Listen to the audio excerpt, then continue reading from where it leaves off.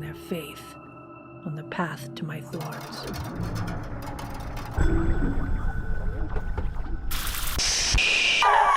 Life is rhythm, but death knows only silence. I want to do this. I know it sounds like a scam. I doubt it will even work. But I gotta try.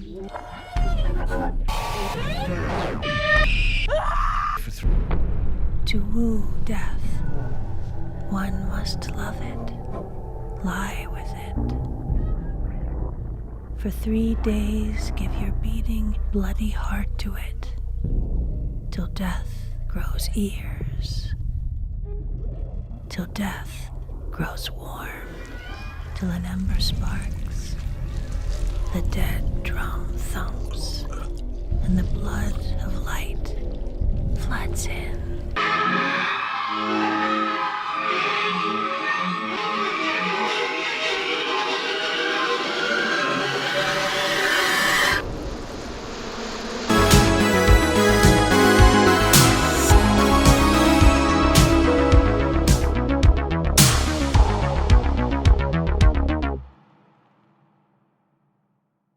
Welcome everybody back to Corn on the Macabre, and we have returning guests and two of our absolute favorite guests. We have John Adams and Toby Poser with us, and we are just over the fucking moon to have you guys back on with us. Yeah, us too. It was so exciting that you guys asked us back because we loved our last time. Oh, and of course, this is great. Absolutely. Yeah, and absolutely. Feel welcome to reach out to us anytime you want to come on. Oh, right. Yeah. Thank you. We're working on something now. Yeah, and, definitely. We'll want to talk to you about that too, and lots of other fun stuff. So excellent. Awesome. Yeah, absolutely. And I got to say, we had love Frankenstein behind you. I just got to say, like, I keep seeing Frankenstein, and he looks so great back there. Okay. Yeah, that's my Kenneth Strickfed machine. Yeah. Nice. There's a Karloff painting that I did, and you want me to pull this out? Yeah, we should.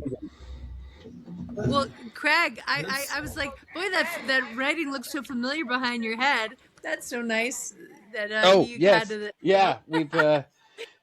Is that the DVD dig? I've got your guys's. Yeah.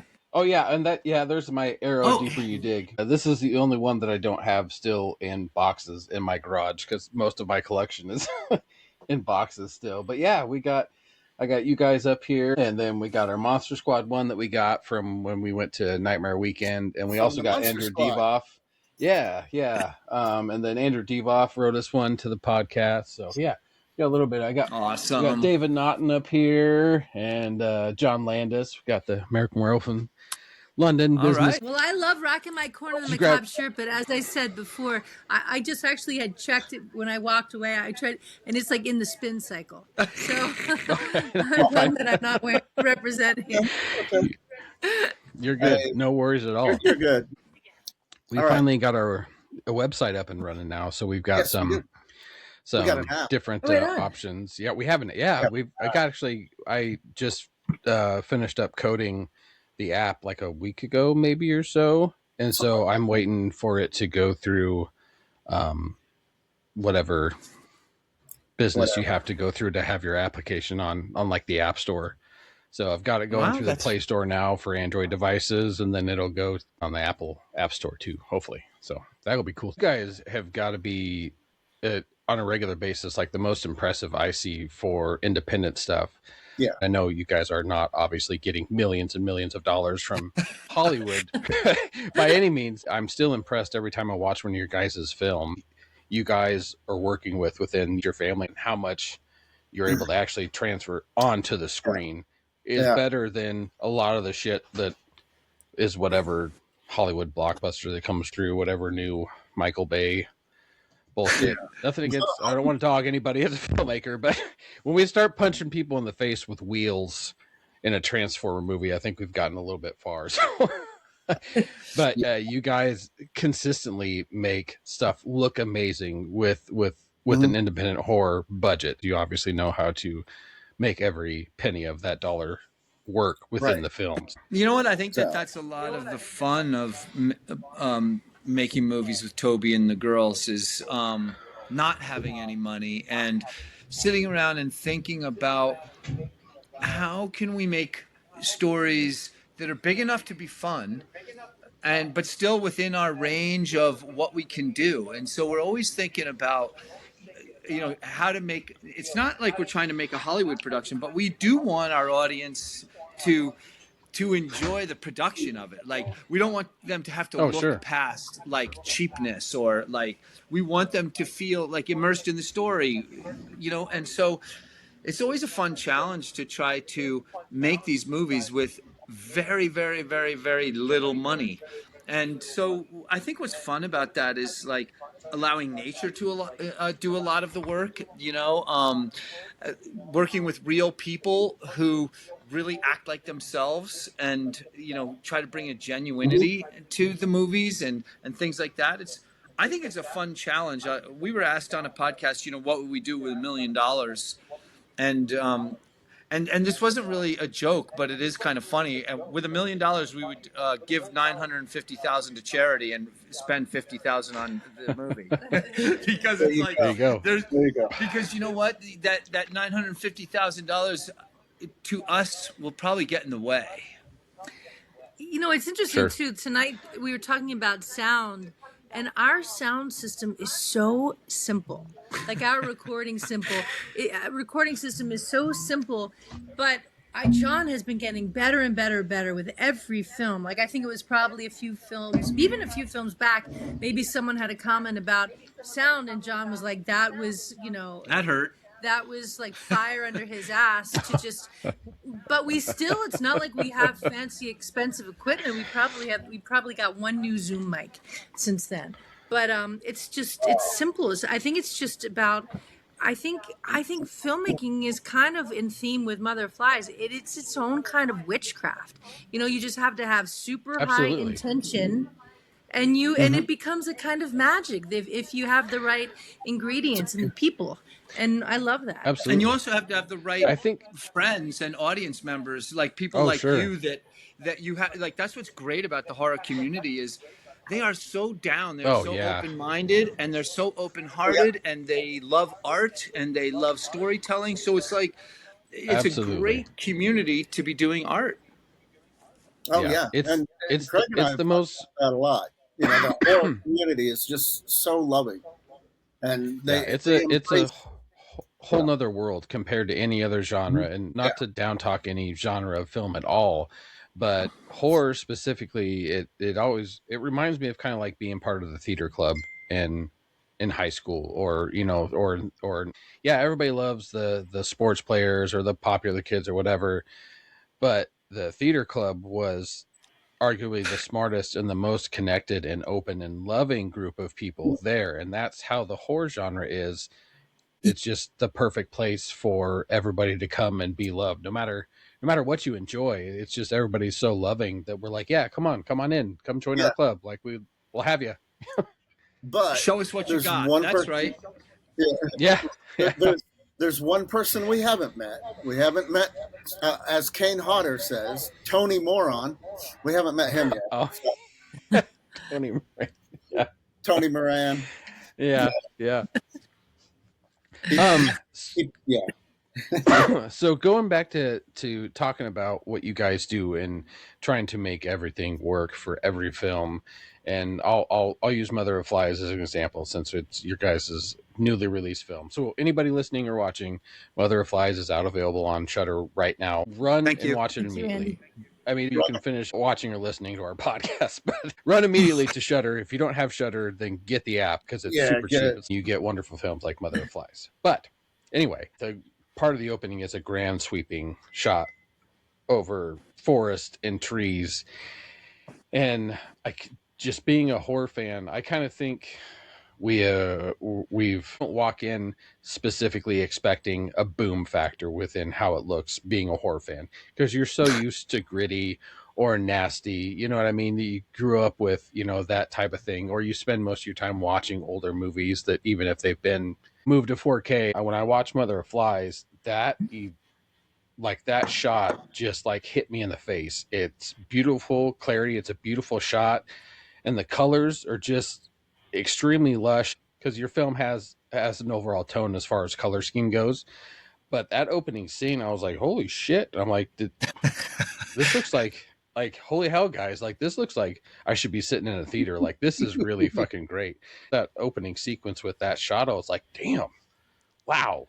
And Mother of Flies has to be my favorite cinematography wise for you guys because it was immensely beautiful. Like I could not stop thinking about it the whole time. Cinematography wise, easily my favorite one you guys have done so far. It's amazing. Super, super generous. Yeah.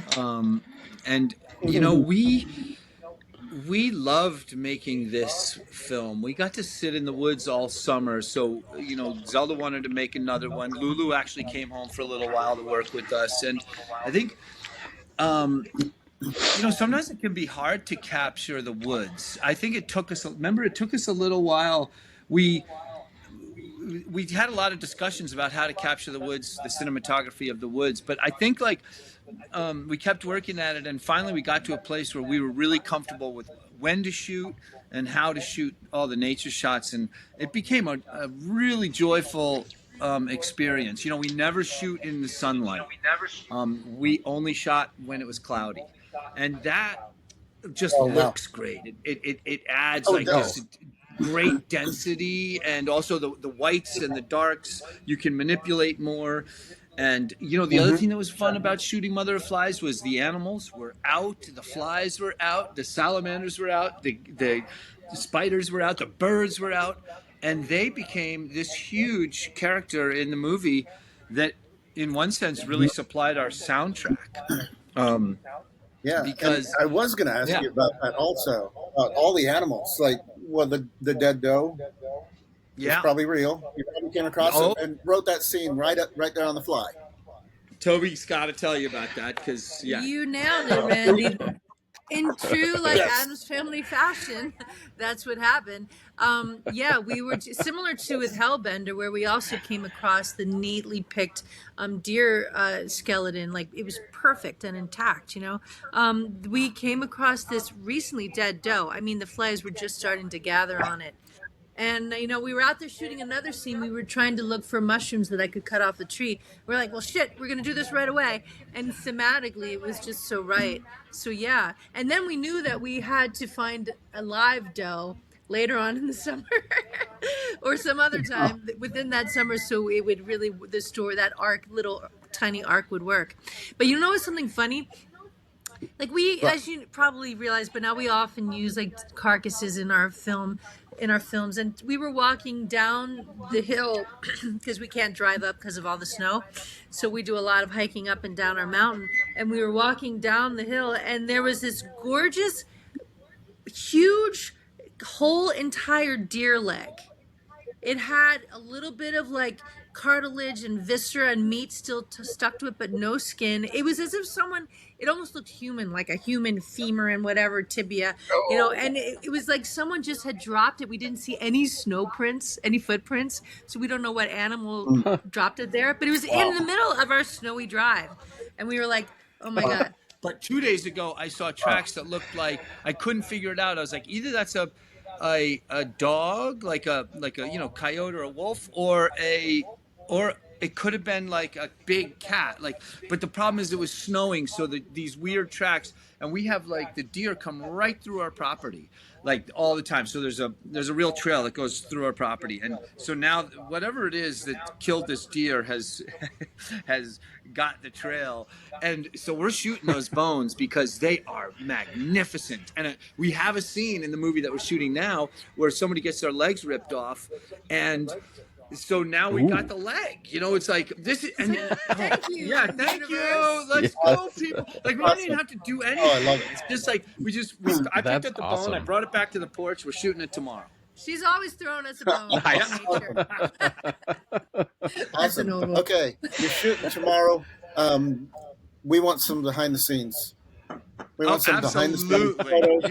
You absolutely. We're going to send you a picture of, Toby in her sheriff's outfit with the bone in the foreground because we already know what we're going to do with it. So yeah, we'll send you. Awesome. We'll definitely send you a BTS. Awesome. I love it. I love you guys. You guys are awesome. It's so amazing that you have these happy happenstances, finding things to use in the film. The perfect thing about that for me is, as a viewer, you have a really hard time discerning what's real and what's not, like to the point to where your mind shuts off about it, like that. And that's something that's really hard to quiet your mind of when you're watching a film. But it's really hard to tell the difference between, because half of the stuff is just there. Like it's real when you guys are using it. And so like it makes everything else seem incredibly real. Like, holy shit, the puke scene. Okay. Number one, that is the most realistic gross puke scene I think I've ever seen. There's something about the mixture that you guys used, and I watched a video the other day. You guys were talking about what you used for the mixture, because everything in the movie up in that point, everything looks real, nothing's looking fake. And so when that scene happened, it was like it hit extra hard because you're so involved in the fact that everything just seems super realistic. So that that puke scene, that's because it was and I'm not squeamish.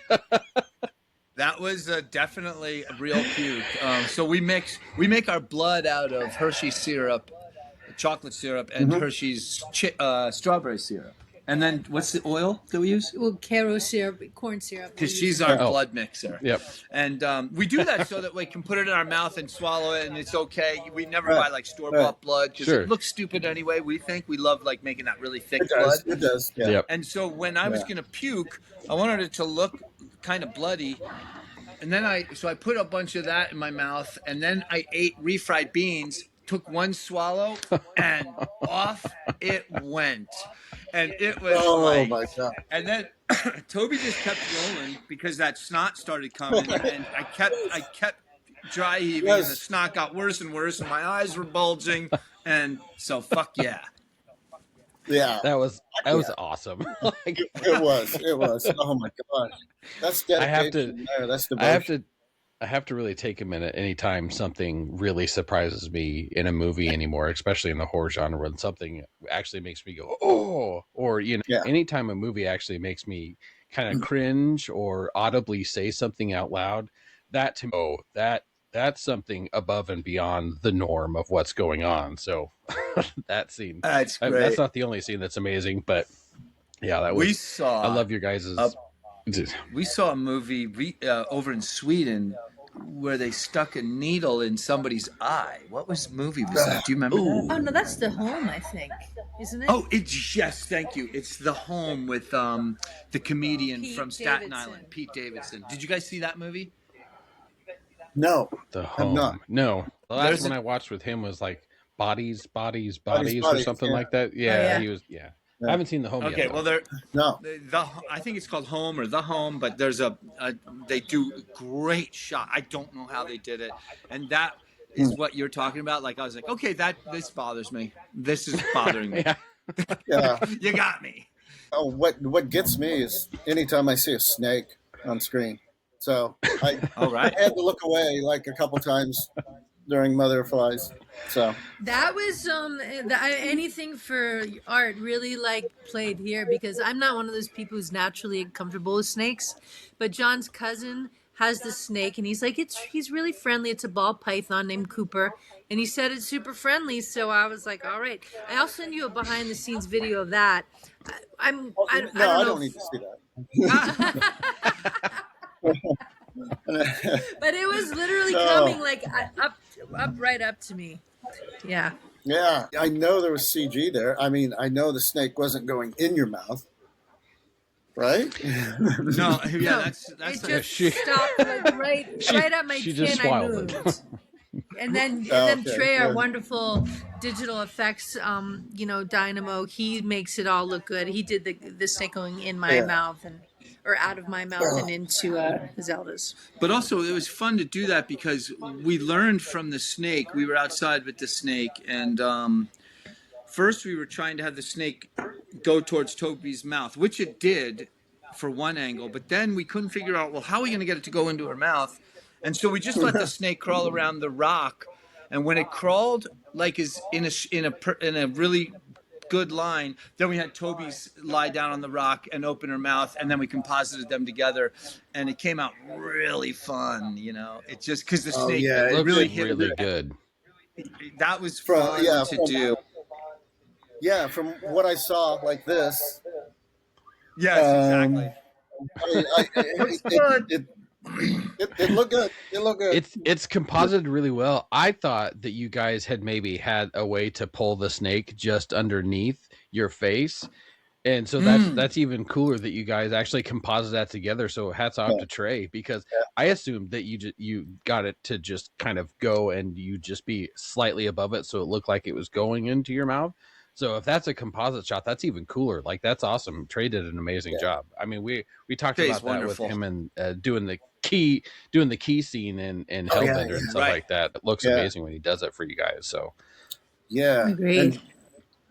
And staying on that subject, the house is amazing. That's our house. Really? Oh, that's awesome. That's awesome. But Trey, with more composite magic, he paints in and composites in the trees coming out of it, and then the roots. Same with the interior. We brought in the like bark, and then Trey would kind of put in the roots. He would. But we also brought in trees and moss. Like, we basically inside, that's basically all real. Outside, like Toby said, we talked about what kind of trees to have growing through. So, you know, the coolest ones were the cypress. Even though they're not really from the Northeast, they look so damn ass good because their root system is so beautiful. They're cool. Yeah. Absolutely. Yeah, I could see you guys shopping at Home Depot, getting a bunch of moss. What are you guys doing? Yeah. Actually, we went right out into the woods, and a tree, you know, like just got it. Where we're from is so beautiful. It's a lot like the Pacific Northwest. In the summertime, it's covered in moss and it's covered in ferns. So that was basically like just a huge theme in the movie that we got to use so much, you know. Yeah, the house becomes, just like you mentioned, the nature around that it was used in the film. The house itself too is kind of a character of its own as well. Yes. And I think that's something that's really special. Most of your guys' films, cast wise, it's very small. I mean, most of the time it's just you guys, right? Mm-hmm. And you know, Zelda and Lulu will do stuff, but the casts are normally really small.